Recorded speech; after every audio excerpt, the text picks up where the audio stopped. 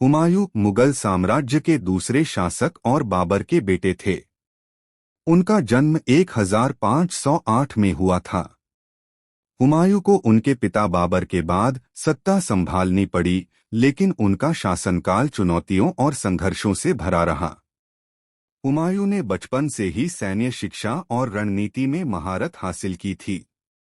बाबर ने हुमायूं को एक कुशल योद्धा और योग्य उत्तराधिकारी के रूप में तैयार किया। बाबर की मृत्यु के बाद हुमायूं ने 1530 में दिल्ली की गद्दी संभाली। हुमायूं के शासनकाल की शुरुआत से ही कई विरोधियों ने उनकी शक्ति को चुनौती दी।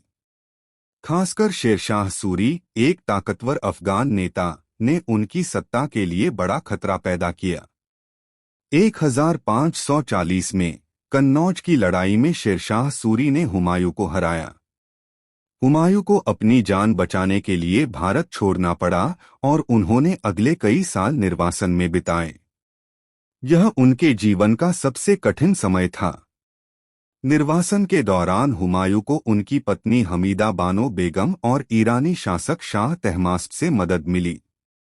शाह तहमास्प की सहायता से उन्होंने अपनी सेना को फिर से तैयार किया और वापस भारत लौटने की योजना बनाई। 1555 में हुमायूं ने भारत पर फिर से आक्रमण किया और दिल्ली पर कब्जा कर लिया। उन्होंने मुगल साम्राज्य को दोबारा स्थापित किया। उनकी यह वापसी उनके धैर्य और साहस का प्रतीक थी। हुमायूं का शासनकाल अधिक समय तक नहीं चल सका। 1556 में एक दिन वे अपनी पुस्तकालय की सीढ़ियों से गिर गए और गंभीर रूप से घायल हो गए। कुछ दिनों बाद उनकी मृत्यु हो गई। उनके बाद उनके बेटे अकबर ने गद्दी संभाली। हुमायूं के बाद उनकी पत्नी हमीदा बानो बेगम ने दिल्ली में उनके लिए एक भव्य मकबरा बनवाया, जो आज भी स्थापत्य कला का एक अद्भुत नमूना है। हुमायूं का जीवन हमें धैर्य, संघर्ष और साहस की प्रेरणा देता है।